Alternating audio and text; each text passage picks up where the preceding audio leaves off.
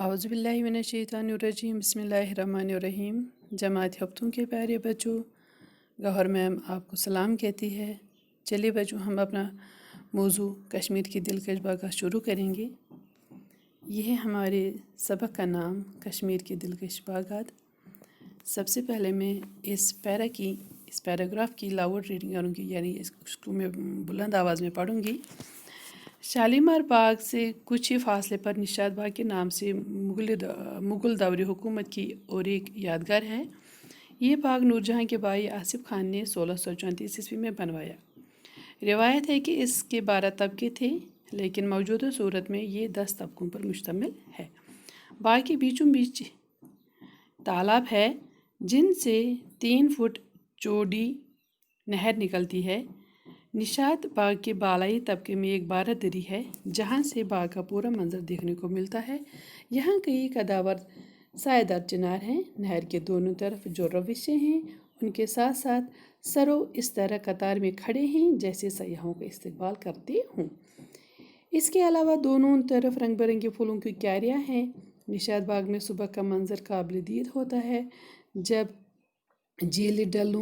جب جھیل ڈل کی لہروں کے ہلکورے اور پرندوں کی چہچہٹ دل کو سکون اور ذہن کو تازگی بخشتی ہے۔ پرانے زمانے میں باغ میں چراگاہ کے لیے مٹی کے دیے استعمال ہوتے تھے، لیکن اب اس کے لیے بجلی کے کمکموں کا انتظام ہے۔ شاباش بچوں۔ کہتے ہیں کہ جو شالیمار باغ ہے، شالیمار باغ کے تھوڑے ہی فاصلے پہ اور ایک مغل بادشاہوں کا اور ایک باغ ہے۔ اس باغ کا نام ہے نشاط باغ۔ یہ باغ بھی مغل بادشاہوں کا ہی یادگار ہے۔ یہ بھی انہوں نے ہی بنایا ہے یہ باغ، اور یہ باغ نور جہاں کے بھائی آصف خان نے 1634 عیسوی میں بنوایا ہے۔ ہاں، اسی زمانے میں جس زمانے میں لاہور کے شہر میں بھی شالیمار باغ بنوایا گیا تھا، اسی زمانے میں یہاں کشمیر میں بھی آصف خان نے 1634 عیسوی میں نشاط باغ بنایا ہے۔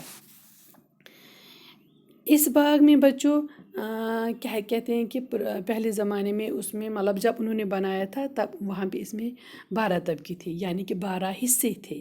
لیکن آج کل جب ہم دیکھتے ہیں وہاں پہ 6 ہے۔ آج کل یہ 10 طبقوں پہ 6 نہیں، آج کل یہ 10 طبقوں پر مشتمل ہے، یعنی کہ نشاط باغ کے 10 طبقے ہیں۔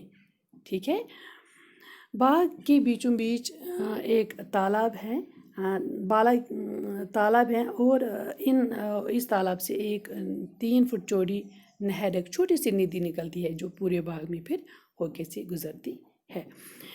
اور جو نشاط باغ کا اوپر والا باغ ہے، اوپر والا طبقہ ہے، وہاں پہ اس اوپر والے طبقے میں ایک بالا دری ہے، تو جہاں پہ پھر بیٹھنے سے انسان پورے 9 طبقوں کو دیکھ سکتا ہے۔ جو باقی 9 طبقے رہتے ہیں، نچلے 9 طبقے، ان کو آرام سے دیکھ سکتا ہے۔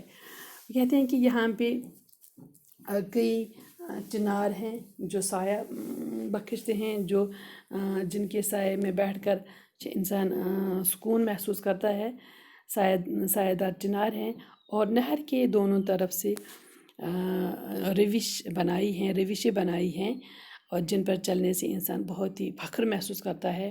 اور اس کے ساتھ ساتھ سرو کے پودے لگائے گئے ہیں، وہ جیسے رول نمبر وائز کھڑے ہیں، ایسے قطار میں لگائے گئے ہیں، اور ایسا لگتا ہے کہ یہ سیاحوں کا بہت ہی استقبال کرتے ہیں، خوش آمد کرتے ہیں، بہت ہی خوش ہے سیاحوں کو استقبال کرنے میں۔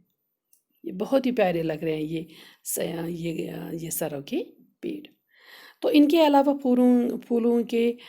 پھولوں کی کیاریاں ہیں، رنگ برنگی پھولوں کی کیاریاں بنائی ہیں، فلاور بیڈس بنائے ہیں، اور کہتے ہیں کہ نشاط باغ میں سب سے زیادہ خوبصورت منظر صبح کے وقت دیکھنے کے قابل ہوتا ہے، جب جھیل ڈل کی لہریں ہلکی لہریں سے اٹھتی ہیں، اور پرندوں کی چہچہٹ ہوتی ہے، پرندے بھی خوش ہوتے ہیں، تو یہ منظر دیکھنے سے انسان کے دل کو سکون اور آنکھوں کو ٹھنڈک ملتی ہے۔